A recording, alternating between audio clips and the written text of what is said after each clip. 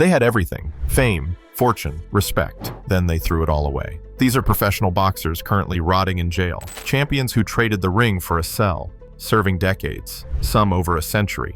No parole. James Butler, Clifford Etienne, Ike Ibeabuchi, Michael Nunn. From world titles to maximum security prisons, from million-dollar purses to prison jumpsuits, violence, addiction, mental illness, bad decisions with permanent consequences. These aren't temporary setbacks. 29 years, 105 years, 20 years behind bars. Their stories aren't about redemption. They're about destruction. Lives wasted, talent destroyed by demons, stronger than any opponent they faced in the ring. James Butler, the Harlem Hammer who murdered his friend. James Butler Jr., the Harlem Hammer. Record of 20-5 with 12 knockouts. Victory. Butler just ran across the ring. Butler just went over there and sucker punched.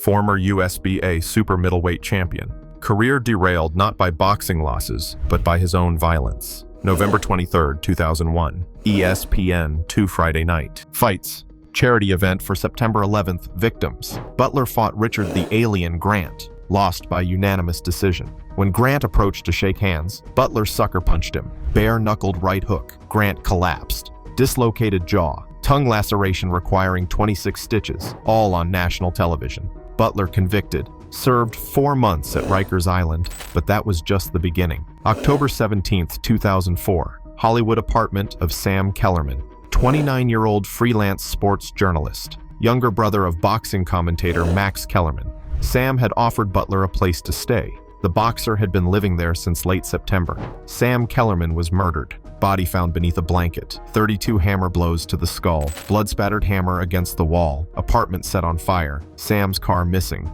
Prosecutors believe Butler struggled to revive his career, depressed about his girlfriend. Sam possibly asked him to move out. Whatever sparked it, Butler picked up a hammer, beat his friend to death, set the apartment on fire, fled in Sam's car, arrested 3 days later, pleaded guilty to voluntary manslaughter and arson as jury selection began. Superior Court Judge Michael Pastor called it a slaughter. April 5, 2006. Butler sentenced to 29 years and 4 months. Also ordered to pay $17,853 in funeral expenses, $10,000 to victim restitution fund, $11,882 for the torched apartment. Max Kellerman gave a raw emotional interview, sobbing. He was my best friend, my heart. It was all about us, me and Sam growing old together. Butler shattered Max's world, destroyed a family, murdered a man who offered him shelter, all because he couldn't control his rage. Butler is currently serving his sentence. The 33-year-old boxer who once challenged for world titles is now a convicted murderer. The Harlem Hammer traded his career for a cell,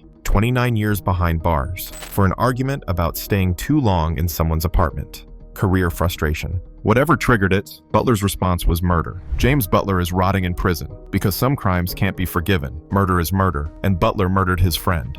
Clifford Etienne, the Black Rhino, serving 105 years. Clifford Etienne, the Black Rhino, heavyweight boxer. Record: 29-4-2 with 20 knockouts. Fought Mike Tyson in 2003. Lost in 49 seconds.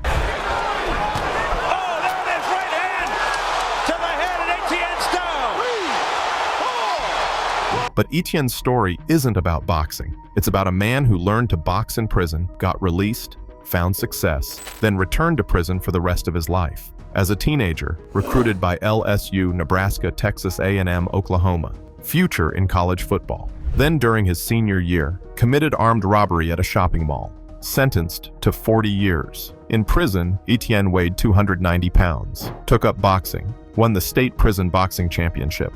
Member of the Gunslingers prison boxing team. 30-0 prison record, released on good behavior in 1998 after serving 10 years. Turned professional. The Ring magazine named him 2000's most exciting fighter to watch in heavyweight division. Defeated Lamon Brewster, future WBO heavyweight champion. Signed with Showtime, then upset loss to Fres Oquendo. Career stalled. Got shot against Mike Tyson in February 2003. Winner by way of knockout, Iron Mike Tyson.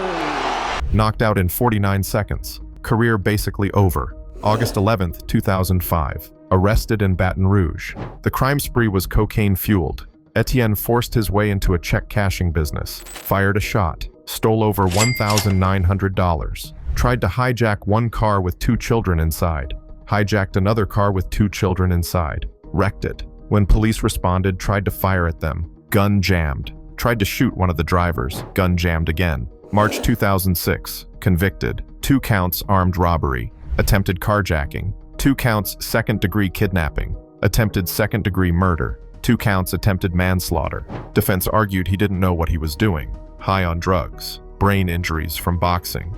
Jury rejected it. June 22, 2006. Sentenced to 160 years without parole. April 2013. Reduced to 105 years due to technicality. Judge imposed 105 years for 2005 convictions, originally added 55 years under habitual offender statute because Etienne committed crimes while on parole. Clifford, the Black Rhino. Etienne is currently serving 105 years in Louisiana, without possibility of parole. He's 54 years old, will die in prison. In prison, Etienne paints, earned trustee status, became the warden's artist. His paintings sell well, displayed around South Louisiana. New Orleans bought one that hangs in a police department. In 2015, nearly killed in prison.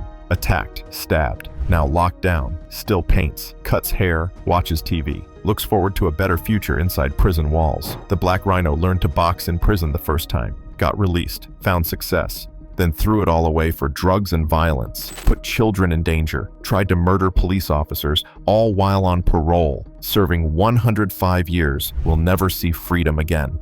Ike Ibeabuchi, the president who spent 20 years behind bars. Ikemefula Charles. Ike Ibeabuchi, Nigerian heavyweight. Record 20-0 with 15 knockouts. Nicknamed the President. Incredible talent. Defeated David Tua in June 1997. There's that big sweeping right hand from David Tua.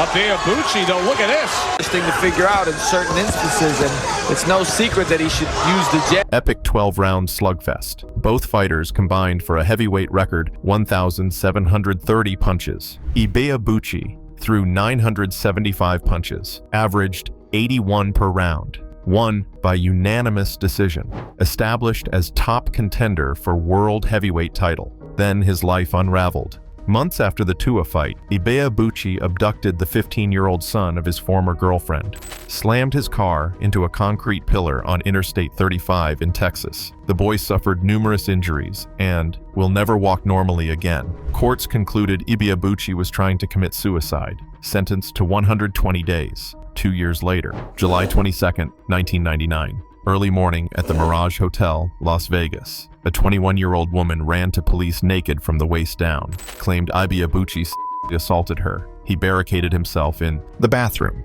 Police shot pepper spray under the door. He surrendered. Another alleged assault from 8 months earlier surfaced. Ibeabuchi was labeled crazy and unstable and dangerous. After 2-year trial, entered an Alford plea, pleading guilty while not admitting guilt. Sentenced to 2 to 10 years for battery with intent, 3 to 20 years for attempted assault, 5 to 30 years combined, served consecutively. While incarcerated, Ibeabuchi earned 3 college degrees and a paralegal certificate. Nevada Supreme Court overturned his conviction in 2007, but release didn't come. In 2014, transferred to Arizona on an old warrant. Served additional years. 8 disciplinary infractions including threatening behavior. September 23, 2020, released from Arizona, but ICE detained him. Immigration custody at Eloy, Arizona, eventually released. Deported to Nigeria. Ike Ibeabuchi was incarcerated from July 1999 to 2021, over 20 years, from age 26 to 48. The prime of his life. Years he should have been heavyweight champion, spent in maximum security. Today, Ibeabuchi is free in Nigeria. At age 52, attempted a comeback in August 2025. Won by technical knockout when opponent quit after 3 rounds. First fight in 26 years. More sad than inspiring. Brain damaged from boxing and prison. Fighting journeyman. The president who should have been champion, who had the talent to rule the division, instead spent 20 years rotting in American prisons. Ibeabuchi's 20-0 record, wins over Tua and Chris Bird, the power, the volume punching, the potential, all destroyed by violent tendencies and mental instability. kidnapping a child and crippling him, sexually assaulting women, threatening behavior in prison. The president's reign never happened. He traded the championship for a cell, 20 years behind bars for crimes he can't take back. Michael Nunn, second to none, serving 24 years for cocaine. Michael John Nunn, professional boxer, 1984 to 2002. Record, 58-4 with 37 knockouts. Two-weight world champion. IBF middleweight champion, 1988 to 1991. WBA super middleweight champion, 1992 to 1994. Held lineal championship during both reigns. Nunn was special. Tall, sleek southpaw. Won 3 Iowa Golden Gloves titles. After winning his first 30 pro fights, defeated Frank Tate for IBF middleweight title in July 1988. Knocked out Juan Roldan. Right, you got 5 rounds to put this guy away. Do it early. That Nunn will abandon his... Then stunning first-round knockout of Sumbu Kalambe. Defeated Iran Barkley, Marlon Starling, Donald Curry. May 10th, 1991. Hometown fight in Davenport, Iowa. Lost title in huge upset to James Toney. Well ahead on points after 10 rounds. Knocked out by left hook in the 11th. Moved to super middleweight. Won WBA and lineal titles in 1992. Lost to Steve Little in 1994 upset. Attempted comeback at light heavyweight. Lost controversial decision to Graciano Roccagiani in 1998. Won his last 6 fights. Final bout. January 2002. August 6th, 2002. Hotel in Davenport. Nunn arrested after paying an undercover agent $200 for 1 kilogram of cocaine. Street value, $24,000. Caught in sting operation. May 2003. Pleaded guilty to conspiracy to distribute cocaine. January 2004. Sentenced to 292 months. That's 24 years and 4 months, by U.S. District Judge William Gritzner. Judge considered Nunn's long drug trafficking history dating to 1993 and likelihood he used firearms during drug deals. 3-day sentencing hearing. Witnesses testified about Nunn's drug activity. Nunn denied involvement, said witnesses were prisoners getting sentences reduced for testimony. Nunn was defiant, accused prosecutors of lying. "You guys haven't shown me nothing. Where are your facts, Mr. Prosecutor?" Didn't help his case. Nunn served 16.5 years. Released February 6, 2019. Early release due to good behavior and federal drug offender legislation. Sentence shortened by 57 months. While incarcerated, remained model prisoner. But prison is dangerous. Nunn 6'1", 180 pounds. Knows how to fight. Jail is a dangerous place. Can you imagine 16 years? Claimed mistreatment by officers. Alleged threats. "I will kill you, nigger, if you tell this now." Released August 2019. Now free. Takes responsibility. "My mistakes fall only on me, so I deserve my punishment." Shows maturity. No longer defiant. No longer blaming others. But the damage is done. Arrested at age 39. Released at 56. Lost 16.5 years. Prime years after boxing. Years coaching. Training fighters. Building a life. Instead spent in federal prison for cocaine trafficking. Nunn earned at least $6 million as top boxer in late 1980s and early 1990s. Made millions. Lost it all to drugs. Then imprisoned for dealing cocaine. The same drug that destroyed his earnings. The same drug that destroyed his freedom. Inducted into International Boxing Hall of Fame in 2025. Recognition came after release, but legacy forever tainted. Not just by losses to Toney and Little, by 16.5 years in federal prison, by cocaine trafficking, by the fall from champion to convicted felon, James Butler, Clifford Etienne, Ike Ibeabuchi, Michael Nunn. Edwin Valero murdered his wife, then hanged himself in jail in 2010. Sonny Liston learned to box after armed robbery conviction. Reuben Hurricane Carter served 19 years for murder before conviction overturned. Boxing and prison are connected. Most boxers come from poverty, violence, crime.